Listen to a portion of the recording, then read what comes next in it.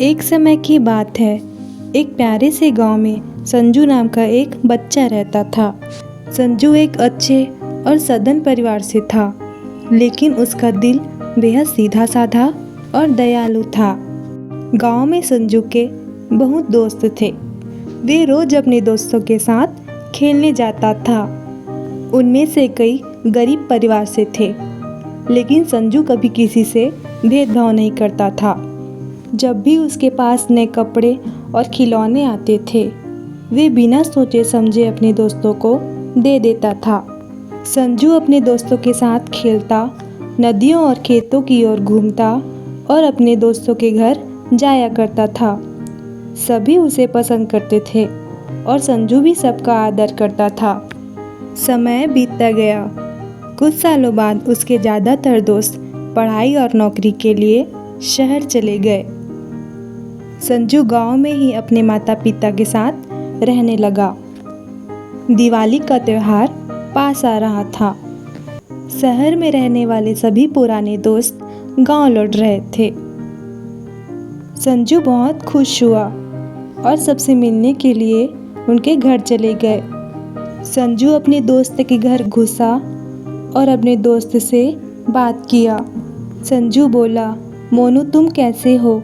शहर में तुम्हारी पढ़ाई कैसे चल रही है? संजू के दोस्त ने बोला, मैं ठीक हूँ, तुम बताओ, तुम कुछ पढ़ाई नहीं करते क्या?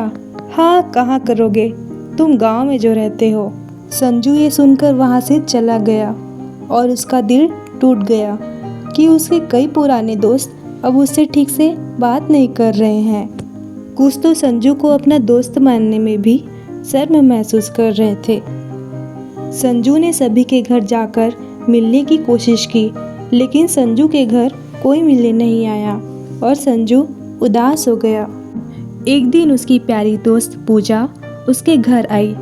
वह बचपन से ही संजू की सच्ची दोस्त थी और गांव में ही रहती थी। उसने संजू को खिड़की के पास चुपचाप बैठे देखा और पूछा, क्या हुआ संजू, इतने उदास क्यों हो? संजू ने कहा, सब मुझे भूल गए हैं पूजा, अब मुझे कोई पसंद नहीं करता। पूजा ने संजू की बात सुनी और पूजा ने संजू से कहा, सब ठीक हो जाएगा संजू, तुम चिंता मत करो। दिवाली का दिन आया।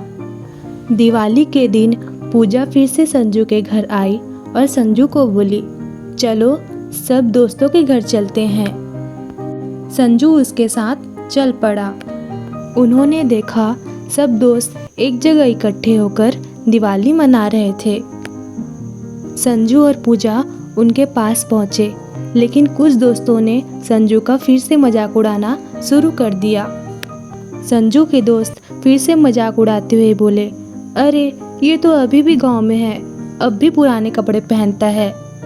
ये सब सुन के पूजा को बहुत गुस्सा आया। उसने सबको डांटते हुए कहा, तुम सब भूल गए हो कि जब हमारे पास कपड़े नहीं थे, खिलौने नहीं थे, तब संजू ही था जिसने हमारे लिए कपड़े और खिलौने दिए। उसने कभी हमारे हालातों का मजाक नहीं उड़ाया और आज तुम उनका अपमान कर रहे हो। पूजा की बातें सुनकर सभी दोस्त चुप हो गए। उनके चेहरे पर शर्म और पछतावा साफ दिखाई दे रहा था।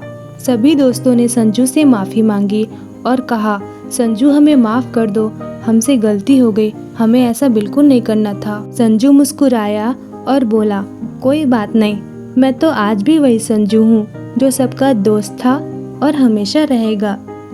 उस दिन सबने मिलकर दिवाली मनाई, पटाखे फूटे, दिए जले और सबसे बढ़कर दोस्ती का दिया फिर से जल उठा। इस तरह की वीडियो देखने के लिए चैनल को लाइक करें, सब्सक्राइब करें, शेयर करें एंड बेल आइकन को प्रेस करें।